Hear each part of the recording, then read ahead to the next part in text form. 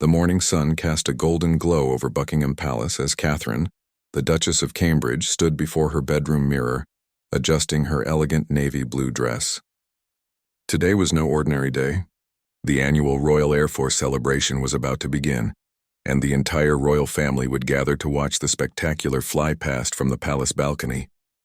She could hear the distant sounds of crowds already gathering along the mall, their excited chatter mixing with the clip-clop of horses' hooves as the household cavalry prepared for their ceremonial duties. Prince William emerged from his dressing room, resplendent in his RAF uniform, the medals on his chest catching the light streaming through the tall windows. His face bore the familiar expression of quiet dignity that had become his trademark over the years. As a former RAF pilot himself, this day held special meaning for him. The memories of his own service days flooded back as he fastened his ceremonial sword to his belt. "The children are already asking when the planes will arrive," Catherine said with a gentle smile, smoothing down the fabric of her dress. Their 3 children, Prince George, Princess Charlotte, and Prince Louis, had been buzzing with excitement since dawn. The youngest, Louis, had barely slept the night before, constantly asking about the flying machines he would see today. Down in the palace kitchens, the staff worked tirelessly to prepare refreshments for the royal family and their guests. The head chef had planned a special menu featuring traditional British delicacies that could be easily served on the balcony. Silver trays gleamed under the kitchen lights as servants carefully arranged delicate sandwiches, scones, and petit fours. The royal protection officers had already completed their security sweeps of the balcony area, ensuring everything was safe for the family gathering. Meanwhile, across London, the Royal Air Force pilots were making their final preparations at various airfields. Squadron leaders checked their formation plans one last time, while ground crews performed meticulous inspections of every aircraft that would participate in the flypast. The weather forecast was perfect, with clear skies and minimal wind, creating ideal conditions for the aerial display that millions would witness both in person and on television. King Charles arrived at the palace earlier than expected, his own military decorations adorning his ceremonial uniform. As the new monarch, this would be his first major military celebration since ascending to the throne. He moved through the palace corridors with the measured pace of someone who understood the weight of tradition resting on his shoulders. His presence brought an added sense of gravity to the already significant occasion.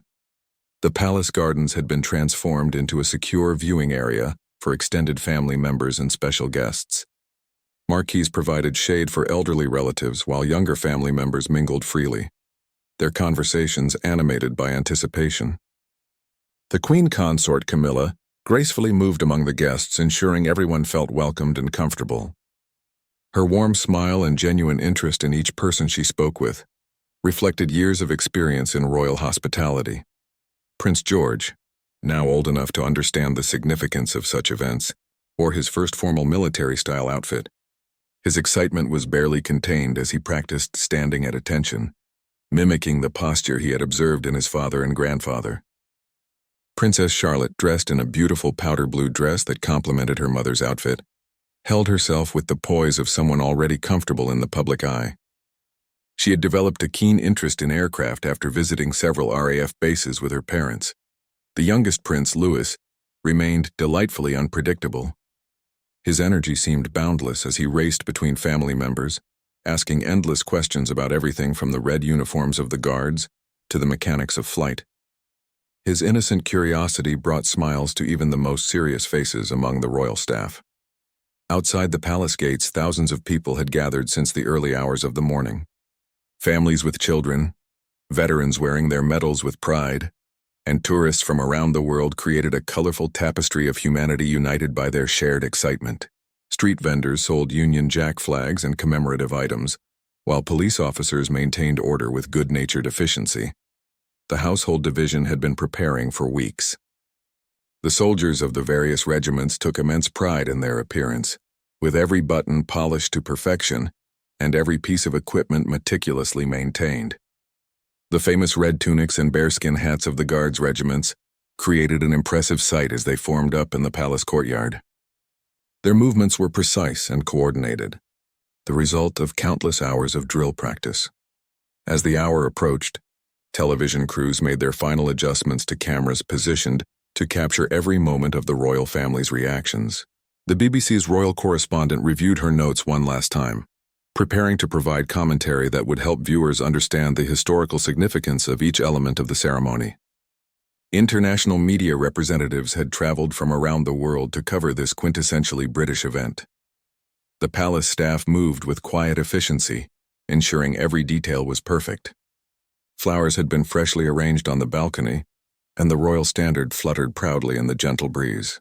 Inside the palace, final security checks were completed, and communication systems were tested to ensure seamless coordination with the RAF and ground forces. Catherine took a moment to check on the children one last time before they made their way to the balcony. She straightened George's collar and smoothed Charlotte's hair, while Louis bounced excitedly beside them. William joined them, and together the family walked through the palace corridors toward their destination. The sound of their footsteps echoed softly against the marble floors, mixing with the distant sounds of the gathering crowd and the preparations taking place throughout the building. As they approached the famous balcony doors, the anticipation reached its peak. The moment they stepped outside, they would become the focus of millions of eyes, both present and watching from around the world. The weight of tradition, the excitement of the children, and the pride in their nation's military heritage all combined to create a moment that would be remembered and cherished by everyone present. The massive doors to the palace balcony swung open, and immediately the roar of the crowd below rose to greet the royal family. Catherine stepped onto the iconic balcony first, her hand instinctively reaching back to guide Princess Charlotte, who followed closely behind. The sight that greeted them was breathtaking. The mall stretched out before them like a red, white, and blue river of humanity, with thousands upon thousands of people waving flags and cheering enthusiastically. Prince William emerged next, his military bearing evident as he acknowledged the crowd with a dignified wave. Prince George walked beside his father, his eyes wide with wonder at the magnitude of the scene before him. The young prince had attended royal events before, but nothing quite compared to the energy and scale of this gathering. Little Prince Louis bounded onto the balcony with characteristic enthusiasm, immediately captivated by the sea of faces looking up at them. King Charles joined them moments later, his presence adding a sense of constitutional gravity to the family gathering. The crowd's cheers intensified as they recognized their new monarch, many people calling out expressions of support and loyalty. The Queen Consort followed gracefully, her experience in public appearances evident in her composed demeanor and warm acknowledgement of the crowd below. The royal guard stood motionless in the courtyard below, their famous red tunics creating striking blocks of color against the gray stone of the palace. The Coldstream Guards, Grenadier Guards, and Irish Guards had taken their positions with mathematical precision. Each soldier stood perfectly still, their polished boots gleaming in the sunlight and their bearskin hats adding an impressive height to their already imposing figures. Despite the excited atmosphere around them, their discipline remained absolute. The military band positioned in the courtyard began playing traditional marches, their brass instruments catching the morning light as they moved in perfect synchronization. The music floated up to the balcony and beyond, reaching the crowds gathered along the mall. Children in the crowd began clapping along to the rhythm, while veterans stood a little straighter, their own memories of military service stirred by the familiar tunes. Princess Charlotte leaned against the balcony railing, her face bright with curiosity as she watched the guards below. She had always been fascinated by the pageantry of royal occasions, and today was no exception. Her questions came in rapid succession. Why do the guards wear such tall hats? How heavy are their uniforms? Can they see properly through those hats? Catherine patiently answered each question, using the opportunity to teach her daughter about British military traditions. Prince Louis, meanwhile, had discovered that he could make the crowd cheer louder by waving more enthusiastically. His infectious energy spread to his siblings, and soon all three children were waving with genuine joy, their faces beaming with the simple pleasure of connecting with the thousands of people below. Their natural responses created some of the most memorable moments of the entire event. The television cameras captured every gesture and expression, broadcasting the scene to millions of viewers around the world. In living rooms across Britain and beyond, families gathered to watch their royal family share this moment of national celebration. The commentary teams provided historical context, explaining the significance of various military units and the traditions surrounding the flypast ceremony. Behind the scenes, royal protection officers maintained their vigilant watch while trying to remain as unobtrusive as possible. Their earpieces crackled with regular updates from various security teams positioned throughout the area. The cooperation between different law enforcement agencies was seamless, a testament to months of careful planning and preparation. The palace staff who weren't directly involved in the ceremony gathered at windows throughout the building, eager to catch glimpses of the proceedings. Many had worked at the palace for years but never tired of witnessing these historic moments. The younger staff members took photographs with their phones when possible, creating personal mementos of their time serving the royal household. Down in the crowd, the diversity of the gathering was remarkable. Families who had traveled from Scotland carried their clan tartans, while Welsh supporters sang traditional songs between the official music. International visitors held cameras aloft, documenting their once-in-a-lifetime experience of being present for a British royal celebration. Veterans wore their service medals with pride, many visibly moved by the recognition of military service that the day represented. The organization required to manage such a massive crowd was staggering. Police officers, many mounted on horseback, moved through the throng with practiced ease, ensuring everyone remained safe while maintaining the festive atmosphere. First aid stations had been strategically placed throughout the area, and volunteers from the Red Cross stood ready to assist anyone who might need help. As the minutes passed, the anticipation continued to build. Royal fans who had arrived before dawn to secure prime viewing positions shared snacks and stories with newcomers. The sense of community was palpable, with strangers becoming temporary friends united by their shared excitement and patriotic pride. The extended royal family members who had gathered in the palace gardens added their own layer of significance to the occasion. Cousins, aunts, uncles, and family friends all contributed to the sense that this was not just a state occasion, but also a family celebration. Their conversations mixed personal anecdotes with appreciation for the military display they were about to witness. The precise timing of the event required coordination between multiple organizations. Air traffic controllers monitored the skies, ensuring civilian aircraft stayed clear of the designated flight paths. Ground control teams maintained constant communication with the approaching RAF squadrons, providing weather updates and confirming the exact timing for the flypast. Prince William periodically checked his watch, his experience as a former RAF pilot giving him insight into the complex logistics involved in coordinating multiple aircraft formations. He shared some of this knowledge with Prince George, who listened intently as his father explained how pilots train for such precise flying. The educational aspect of the moment wasn't lost on either parent, as they used the occasion to instill in their children an appreciation for the skill and dedication of the military personnel. A distant rumble began to penetrate the sounds of the crowd and the military band. At first it was barely noticeable, more felt than heard, but gradually it grew stronger. Prince Louis was the first to point toward the horizon, his sharp young ears detecting the approaching aircraft before the adults. "They're coming!" he shouted with pure excitement, his voice carrying across the balcony and causing several family members to turn their attention skyward.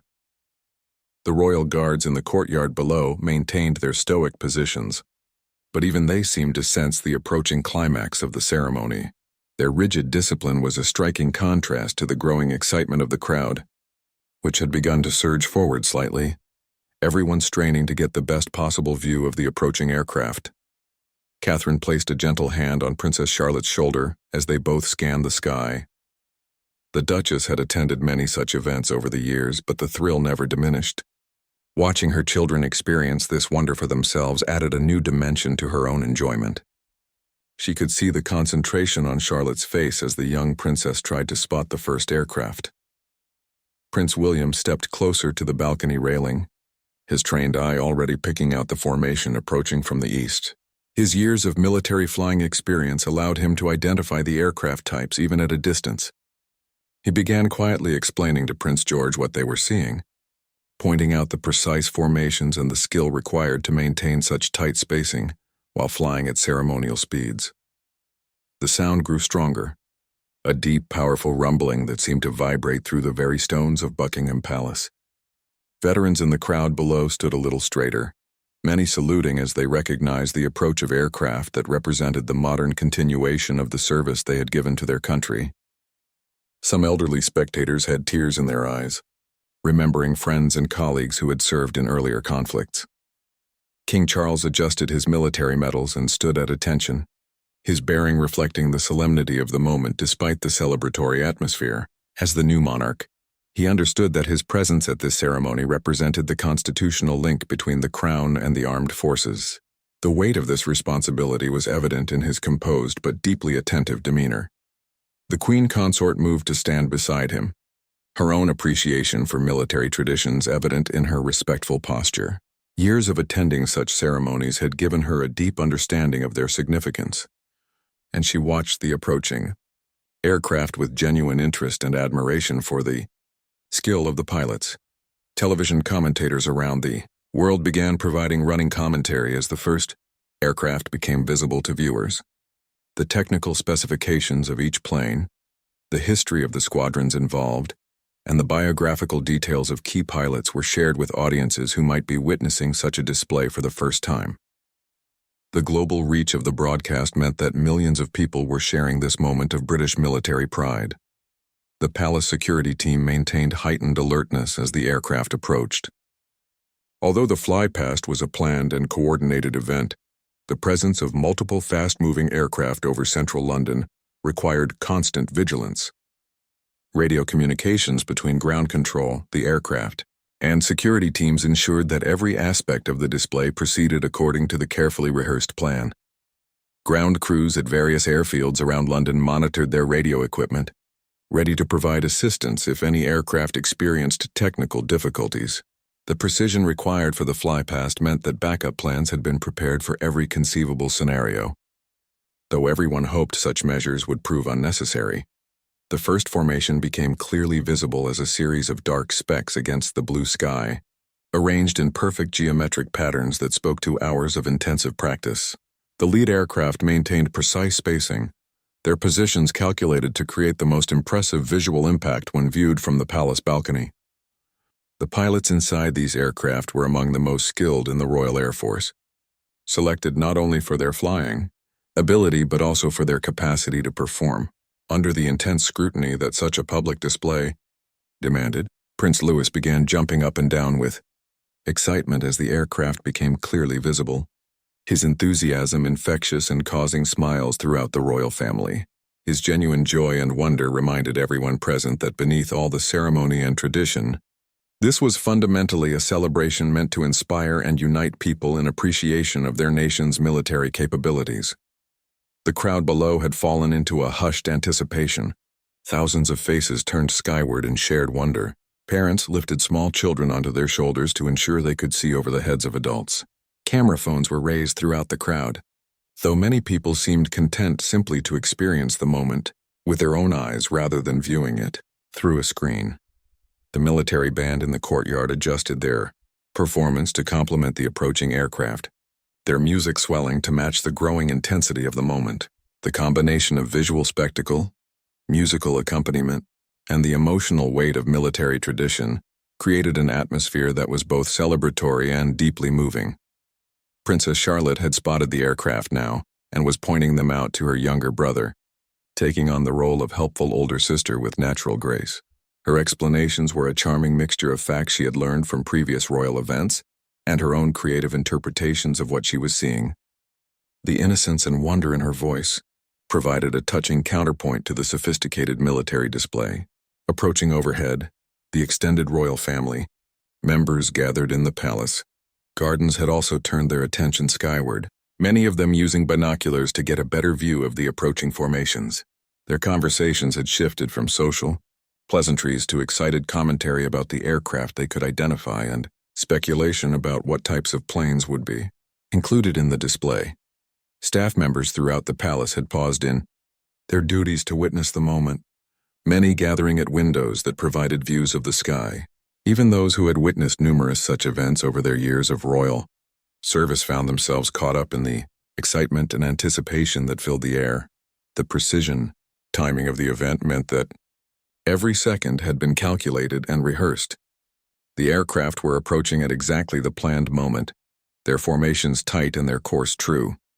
The months of preparation by pilots, ground crews, air traffic controllers, and countless support personnel were about to culminate in a few minutes of spectacular aerial display that would be remembered by everyone present. The first wave of aircraft burst into view with breathtaking precision, their silver fuselages gleaming in the morning sunlight as they roared overhead in perfect formation. The sound was overwhelming, a thunderous crescendo that seemed to shake the very foundations of the palace and sent vibrations through the bodies of everyone present. Prince Louis instinctively covered his ears while simultaneously trying to point at the planes, his face a mixture of awe and slight concern at the incredible volume. Hurricane and Spitfire aircraft from the Battle of Britain Memorial Flight led the display, their distinctive silhouettes immediately recognizable to aviation enthusiasts in the crowd. These vintage warbirds, lovingly maintained and flown by specially trained pilots, represented a living link to Britain's finest hour during World War II. Veterans in the crowd below saluted with tears streaming down their faces, remembering fallen comrades who had flown similar aircraft in combat over Britain's skies decades earlier. Catherine instinctively drew her children closer as the aircraft passed directly overhead, the noise and spectacle creating an almost overwhelming sensory experience. Princess Charlotte stared upward with mouth agape, her usual composed demeanor replaced by pure childhood wonder. She tried to count the aircraft but quickly lost track as formation after formation followed in rapid succession. Prince William's military training was evident as he stood at rigid attention, his salute crisp and precise as each formation passed overhead. His experience as an RAF pilot gave him unique appreciation for the skill required to maintain such tight formations while flying at low altitude over the heart of London. He could see the minute adjustments each pilot was making to maintain position, and his respect for his former colleagues was clearly visible on his face. The Red Arrows appeared next, their distinctive Red Hawk aircraft trailing streams of red, white, and blue smoke that painted patriotic colors across the clear sky. The Precision Aerobatic team had practiced this specific routine countless times, but performing it over Buckingham Palace with the royal family watching added special significance to their display. Their formations changed seamlessly from diamonds to arrows to complex geometric patterns that seemed to defy the laws of physics. King Charles raised his hand in acknowledgement as each formation passed, his gesture both greeting the pilots and recognizing their service to the nation. The constitutional significance of the moment was not lost on him. As the new sovereign, he was witnessing a display of the military forces that swear allegiance to the crown. His bearing reflected the gravity of this responsibility while also conveying genuine appreciation for the spectacular demonstration of British military aviation. The crowd below had erupted into sustained cheering that could be heard even above the roar of jet engines. Union Jack flags waved frantically throughout the massive gathering, creating a sea of patriotic color that extended as far as the eye could see down the mall. Children who had been restless earlier now stood transfixed, their faces turned skyward in wonder at the mechanical marvels passing overhead. Modern RAF Typhoon fighter jets followed the vintage aircraft, their sleek angular designs representing the cutting edge of British military aviation. The contrast between the World War II era planes and these contemporary fighters illustrated the evolution of air power over the decades. The Typhoon's powerful engines created an even more intense sound that seemed to vibrate through the bones of spectators. The palace security team monitored every aspect of the flypast through their sophisticated communication network. Each aircraft's position was tracked in real time, and constant communication with air traffic control ensured that the display proceeded exactly as planned. The coordination required between multiple agencies was a testament to British organizational capabilities. Television cameras captured every moment from multiple angles, providing viewers around the world with close-up views of both the aircraft and the royal family's reactions. The BBC's royal correspondent provided expert commentary, explaining the historical significance of various aircraft types and the traditions surrounding such displays. International media representatives transmitted the spectacle to their home countries, showcasing British pageantry and military pride to global audiences. Prince George stood beside his father, trying to emulate his military bearing while struggling to contain his obvious excitement. His questions came in rapid succession. How fast are they going? How do they stay so close together? Can you fly those kinds of planes, Papa? Prince William answered each question patiently, using the moment as an educational opportunity while maintaining his own focused attention on the display. The royal guards in the courtyard below maintained their stoic positions throughout the thunderous overhead passage of aircraft. Their discipline was remarkable, standing motionless despite the overwhelming noise and spectacle occurring directly above them. The contrast between their static composure and the dynamic aerial display created a powerful visual metaphor for the different forms of military excellence. Support aircraft followed the fast jets, including transport planes and helicopters that represented other crucial aspects of military operations. A Chinook helicopter, its distinctive twin-rotor configuration making it instantly recognizable, flew past at a stately pace that allowed spectators to appreciate its impressive size and capabilities. The diversity of aircraft types demonstrated the full spectrum of RAF capabilities. The Queen Consort watched with evident admiration, her years of attending royal events having given her genuine appreciation for military traditions and capabilities. She occasionally leaned toward King Charles to share observations, their quiet conversation a reminder that beneath the public ceremony, this was also a family sharing a remarkable experience together. The timing of each formation had been calculated to the second, ensuring that the display maintained its dramatic impact without becoming overwhelming. The brief intervals between formations allowed the sound to diminish slightly, before building again with the approach of the next wave of aircraft. This pacing created a rhythm that enhanced the emotional impact of the entire display. Photography enthusiasts in the crowd worked frantically to capture the perfect shot, though many found themselves so captivated by the spectacle that they lowered their cameras to simply watch with their own eyes. The combination of sound, sight, and emotional resonance created an experience that transcended what any photograph could capture. Palace staff throughout the building had abandoned their duties temporarily to witness the historic moment. From kitchen windows to administrative offices, employees gathered to watch aircraft pass overhead, many commenting on the incredible precision and skill of the pilots. Their appreciation added to the sense that this was truly a moment that united people across all levels of society in shared wonder and national pride. As the final formation disappeared into the distance, their engine noise gradually fading to a distant rumble, an extraordinary silence fell over the massive crowd.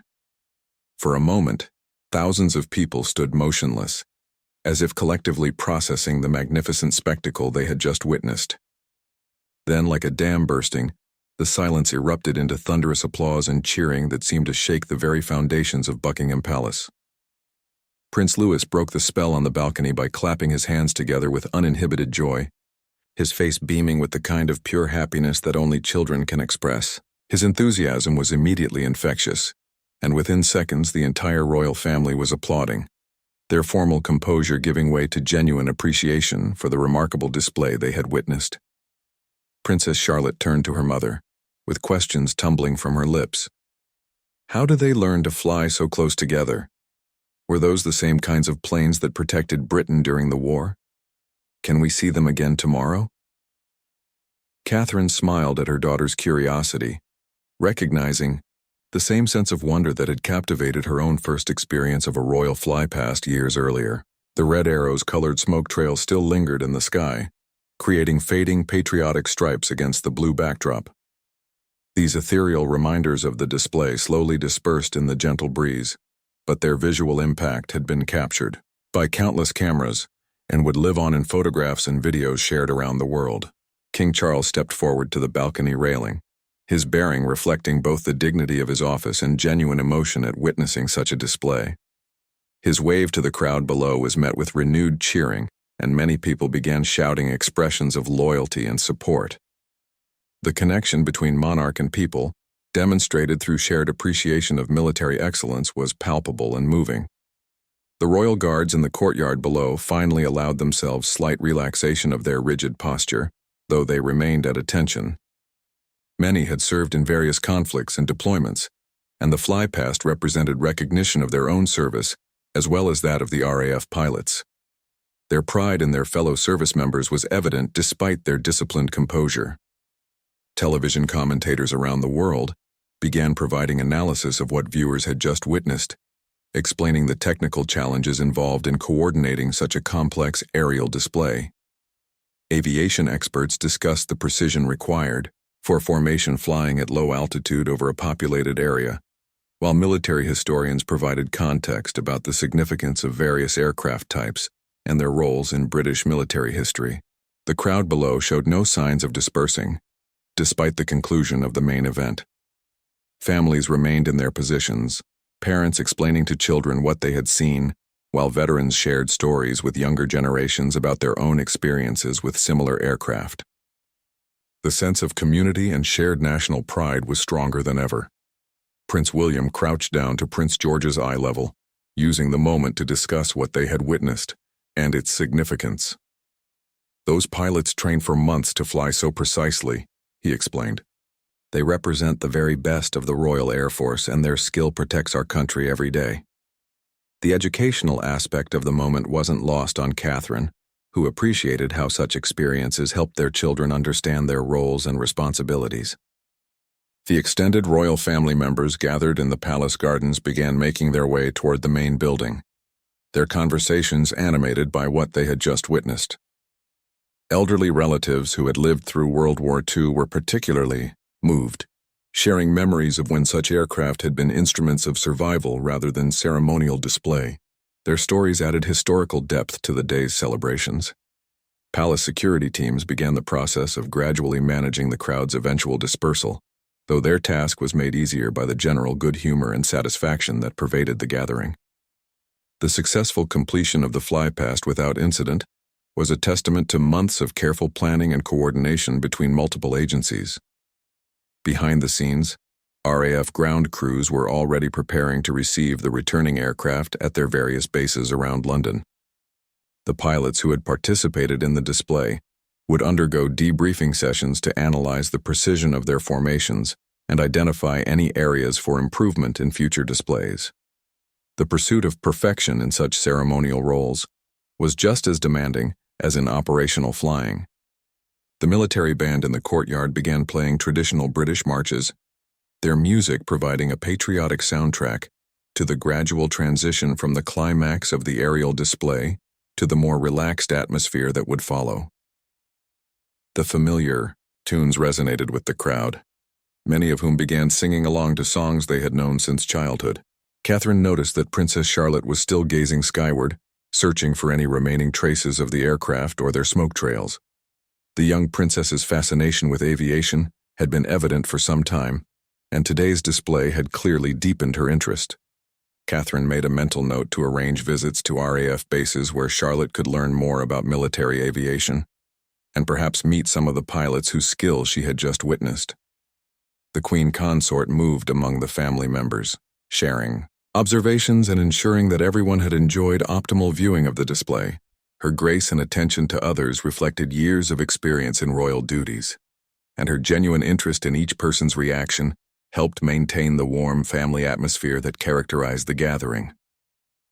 International media representatives began transmitting their reports to home countries around the world, describing not only the technical aspects of the flypast, but also the emotional impact it had created. The images of the royal family's genuine enjoyment and the crowd's enthusiastic response would be seen by millions of people, many of whom would gain new appreciation for British military traditions and royal ceremonial expertise.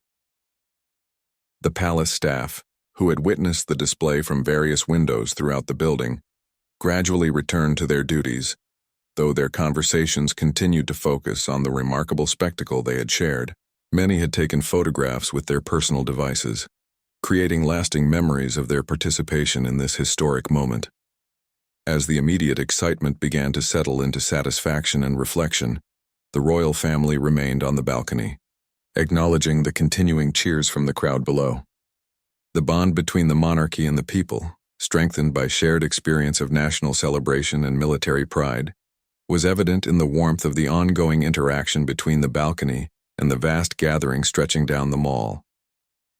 The afternoon sun cast longer shadows across the palace courtyard as the royal family gradually began to withdraw from the balcony.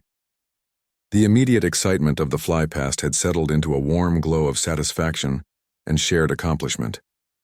Prince Louis, who had been practically vibrating with energy throughout the aerial display, now leaned against his mother's side, his earlier enthusiasm giving way to the contentment that follows intense excitement.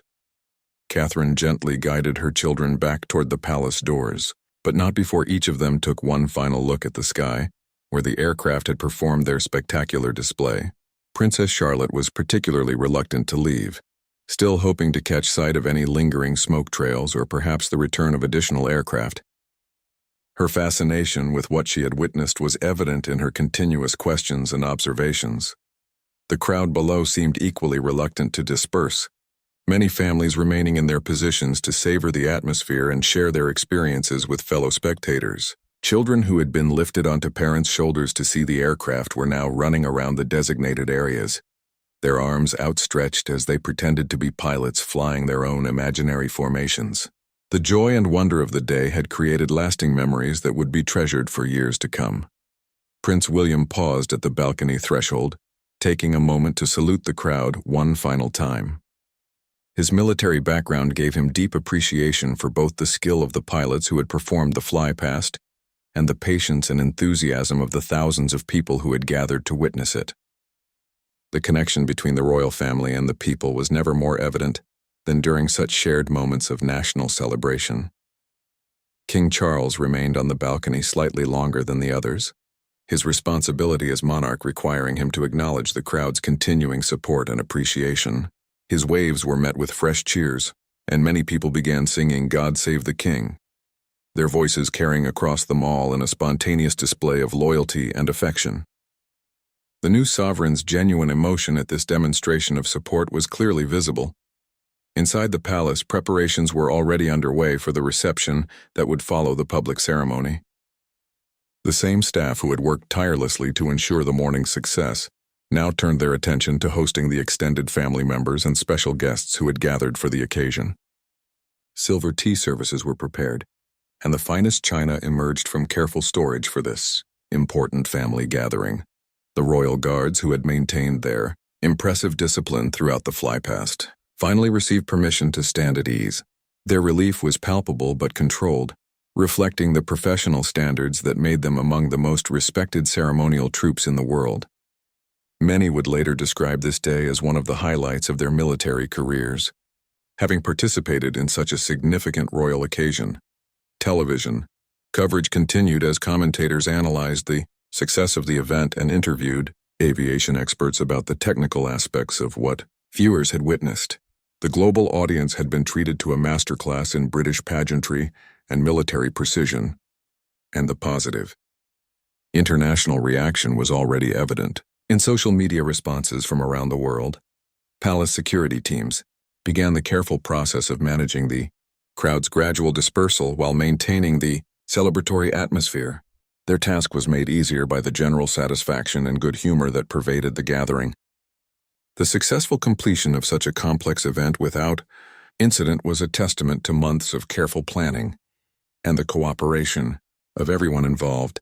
As the royal family moved through the palace corridors toward the private reception, their conversations were animated by what they had just experienced. Prince George peppered his father with technical questions about aircraft performance, while Princess Charlotte described her favorite moments to anyone who would listen. Their genuine excitement and curiosity demonstrated how such events could inspire young minds and create lasting interests. The extended family members who had watched from the palace gardens were already gathering in the designated reception rooms, their faces glowing with the satisfaction of having witnessed something truly special.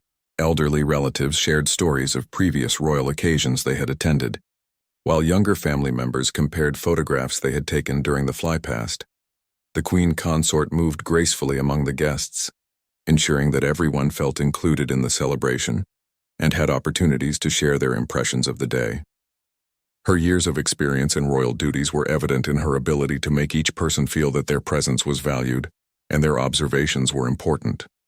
Behind the scenes, the complex logistics of concluding such a major event were already in motion.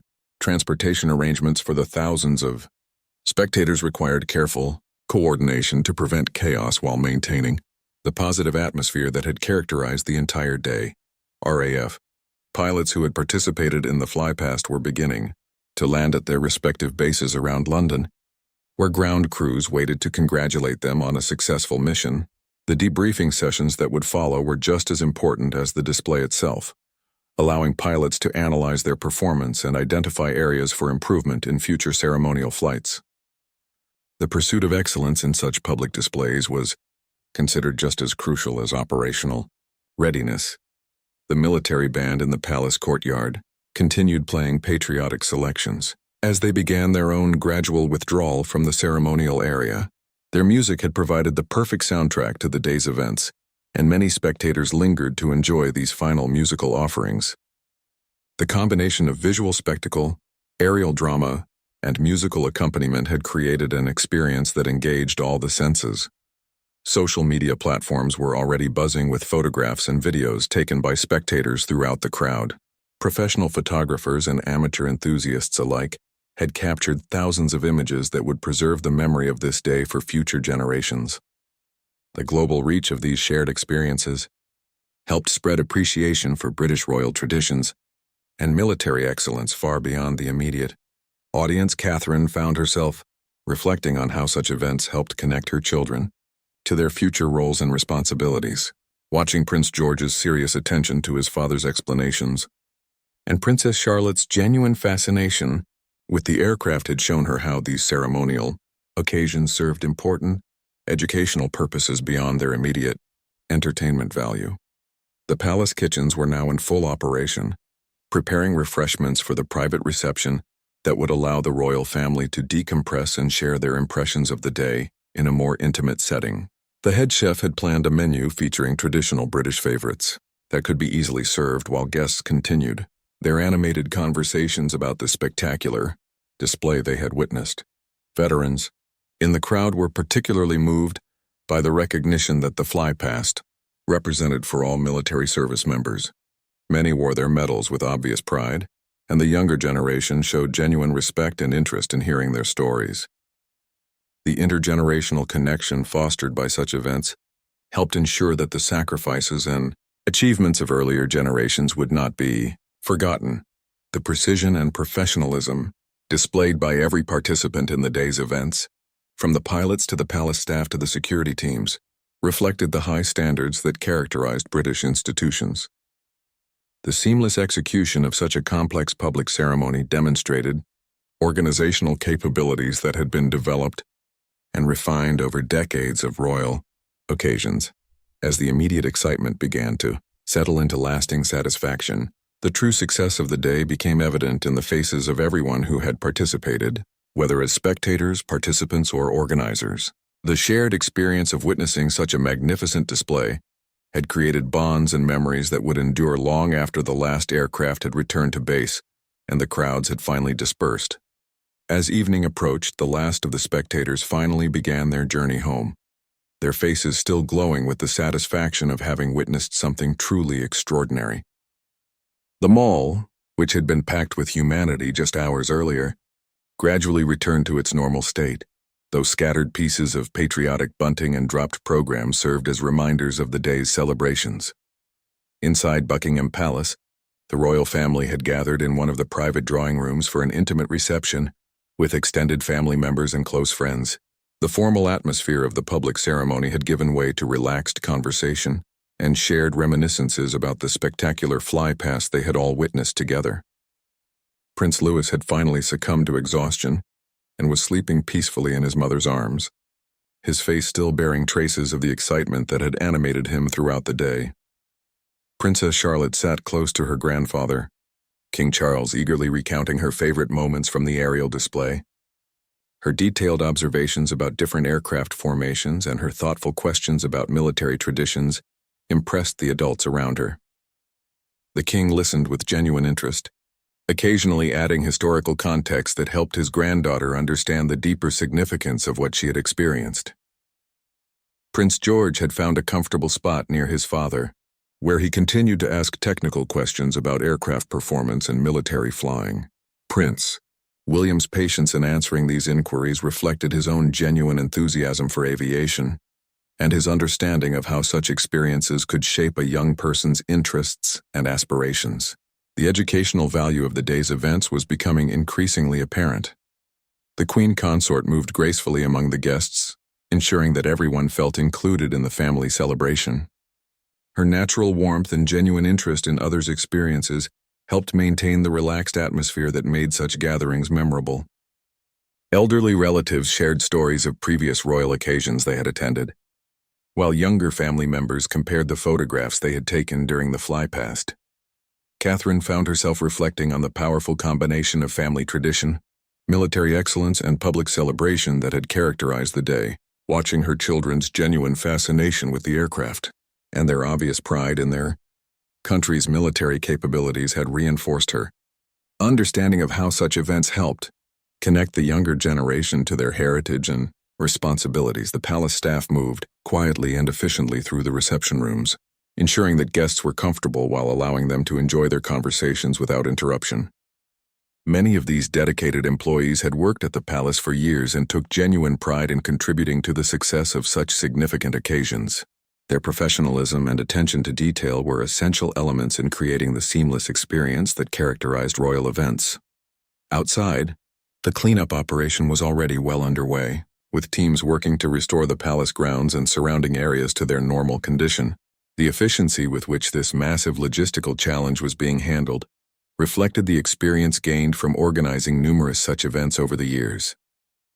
The cooperation between different agencies and organizations had been exemplary throughout the day. Television networks around the world were broadcasting highlights of the flypast to international audiences, many of whom were gaining their first exposure to British royal traditions and military pageantry. The positive global reaction was already evident in social media responses and news coverage that praised both the technical excellence of the aerial display and the genuine warmth of the royal families. Participation.RAF bases around London were welcoming back the pilots who had participated in the flypast, where they were greeted as heroes by their colleagues and ground crews. The precision and professionalism they had demonstrated over Buckingham Palace reflected countless hours of training and preparation, and their successful completion of such a high-profile mission was a source of pride for the entire Royal Air Force. As the private reception continued, conversations naturally turned to future occasions when the family might gather for similar celebrations. The children's obvious enthusiasm for the day's events suggested that they would look forward to participating in such traditions as they grew older and took on greater responsibilities. Within the royal family, the success of the day had been built on the dedication and expertise of hundreds of people, from the pilots who had flown in perfect formation to the security officers who had ensured everyone's safety, from the palace staff who had managed countless logistical details to the volunteers who had helped manage the massive crowd. Their collective efforts had created an experience that would be remembered and treasured by everyone who had participated. The historical significance of the occasion was not lost on any of the participants. Such displays of military excellence and royal ceremony represented continuity with traditions that stretched back centuries, while simultaneously demonstrating the modern capabilities and professionalism of contemporary British institutions. The balance between honoring the past and celebrating the present had been perfectly achieved.